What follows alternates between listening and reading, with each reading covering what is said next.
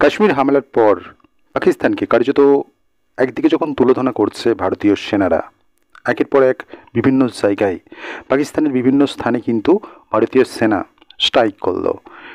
এবং যখন পাকিস্তান ভারতের হাতে তুলোধনা হচ্ছে, কার্যত কোথাও না কোথাও কিন্তু একটা কান্নাকাটি শুরু হয়ে গিয়েছে। সেইখানে আমাদের প্রতিবেশী দেশে সেখানকার যারা উগ্রপন্থী রয়েছে, বর্তমান অন্তর্বর্তী সরকার যে বাংলাদেশে গঠন হয়েছে, কার্যত সেটা যে উগ্রপন্থী দলের সমর্থনেই গড়ে উঠেছে এটা তো কোনো সন্দেহ নেই।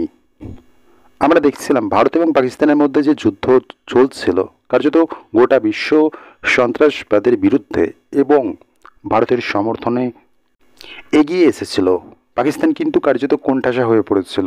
ব্যতিক্রম কিছু দেশ, তুর্কি, চীন, এই সমস্ত দেশগুলো পিছন থেকে ব্যাকআপ দিচ্ছিল পাকিস্তানকে। এবং কার্যত গোটা দেশ কিন্তু ভারতের সাথেই রয়েছে, যেহেতু ভারতের মিশন সিঁদুর জঙ্গিবাদের বিরুদ্ধে। সেই সমস্ত আবহে এক পৈশাচিক উল্লাস দেখছিলাম বাংলাদেশে। সেখানকার মিডিয়া কিন্তু পাকিস্তানের মিডিয়ার মতোই ভূমিকা পালন করছিল। মনে হচ্ছিল পাকিস্তানে যে খবরগুলো ছাপা হচ্ছে তার বেঙ্গলি ভার্সন বাংলাদেশে চলছে। No evidence, no proof, only propaganda. যেটা পাকিস্তান মিডিয়াগুলি করে সেটাই করছে বাংলাদেশের মিডিয়াগুলি, ব্যতিক্রম কিছু মিডিয়া ছাড়া। কিন্তু বেশিরভাগটাই কিন্তু ওই প্রোপাগ্যান্ডাই সামিল হয়েছিল, মানে নয়কে ছয় তিলকে তাল বানানো আর কি। বাংলাদেশিদের যে মেন্টালিটি, তাদের যে ভারত বিদ্বেষ, সেটা যে কতটা চরম পর্যায়ে পৌঁছাতে পারে কার্যত এই ভারত পাকিস্তান যুদ্ধ আবহেই কিন্তু পৌঁছা গেল। কাশ্মীর হামলার পর কিন্তু আমরা দেখলাম সমস্ত পাকিস্তানিদের গলা ধাক্কা দিল ভারত সরকার। যত পাকিস্তানি ভারতে এসেছিল সবকে গলা ধাক্কা দিয়ে ফেরত পাঠিয়ে দিয়েছে। সমস্ত পাকিস্তানিদের ভিসা কিন্তু ভারত সরকার ক্যান্সেল করে দিয়েছে।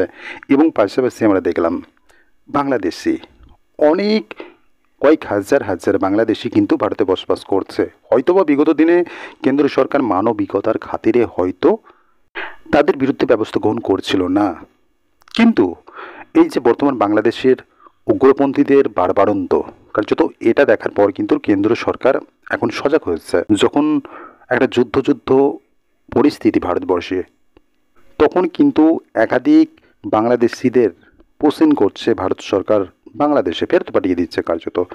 এবার এই বিষয়টা নিয়েই খুব গায়ে লেগে গেছে ইউনূস সরকারের। তারা এখন কি বলতে চাইছে, মানে তারা বলতে চাইছে যে ভারতে এই যে পোষণ করাচ্ছে তাদের নাগরিকদেরই বাংলাদেশে পাঠিয়ে দিচ্ছে। আমরা জানি বাংলাদেশকে কিন্তু ভারত ইতিমধ্যে কূটনৈতিক স্তরেও কিন্তু কোণঠাসা করে দিয়েছে। এবার আবারও মোক্ষম জবাব দিচ্ছে সমস্ত বাংলাদেশিগুলো যারা ভারতে থাকছে, ভারতের কাছে, কিন্তু কোথাও না কোথাও ইনডিরেক্টলি সেই পাকিস্তানকেই সমর্থন করছে। তো কার্যত এদেরকে চিনে নিয়েছে কেন্দ্র সরকার সব খুঁজে খুঁজে। গুজরাট থেকে, কখনো মহারাষ্ট্র থেকে একাধিক বাংলাদেশিদের হদিশ পাচ্ছে পুলিশ। তারপর তাদেরকে ফেরত পাঠানোর অভিযান কিন্তু শুরু হয়ে গিয়েছে। এক এক করে সব বাংলাদেশে ফেরত পাঠানো হচ্ছে কার্যত। এটা নিয়ে এবার ইউনূস সরকার দিল্লিতে চিঠি লিখলো। এবার তাহলে ঠেলা বুঝে গিয়েছে যে কার সঙ্গে পাঙ্গা নিতে চলেছে এই ইউনূস। কোথায় বাংলাদেশ ভারতের সাথে টেক্কা, মানে পাকিস্তানের সাথে একদম কাঁধে কাঁধ মিলিয়ে চলার মতো একটা প্রয়াস করে চলেছে। পাকিস্তানের সঙ্গে একটা সম্পর্ক উন্নতি করার প্রয়াস তারা করে চলেছে। খুল্লা পাকিস্তানি বিভিন্ন সেনা কর্তা যারা রয়েছে তারা আসছে, আইএসআই কর্তা যারা রয়েছে পাকিস্তানের তারা বাংলাদেশে আসছে বাংলাদেশ সফরে। কখনো বা পাকিস্তানি করাচি থেকে জাহাজ আসছে। তো এই সমস্ত কিসের লক্ষণ? যখন ভারত পাকিস্তানের সাথে যুদ্ধ হচ্ছে তখন ইউনূস সাহেব বলছেন আমাদের যুদ্ধ প্রস্তুতি নিতে হবে, জয় ছাড়া কোনো অপশান নেই।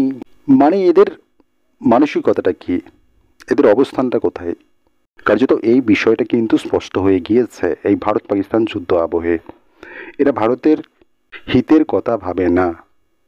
কিভাবে ভারতের ক্ষতি করতে হয়, ভারতের বিরোধিতা করতে হয়, সেটা কিন্তু এই বর্তমান বাংলাদেশ সরকার বারবার করে যাচ্ছে। কার্যত সেটারই এবার জবাব পেতে চলেছে। আমরা জানি চিকেন থেকে কিন্তু সেনা সমস্ত সামরিক জিনিস মোতায়েন করা রয়েছে, কারণ এই চিকেন নেক নিয়ে কিন্তু মোহাম্মদ ইউনূস চীনে গিয়ে একটা বড় ঘোষণা করেছিল, একটা বড় মন্তব্য রেখেছিল কার্যত। সেটা শোনার পর কিন্তু ভারত সরকার একটা বড় পদক্ষেপ গ্রহণ করেছে। বাংলাদেশ ব্যবসায়িক ক্ষেত্রে ভারতের মাটি ব্যবহার করতে পারবে না, কার্যত এই জিনিসটা বন্ধ করে দিয়েছে। এরপর এবার ভারত সরকার সমস্ত অবৈধ বাংলাদেশিদের ফেরত পাঠাচ্ছে। তো এবার খেলা সামলাও।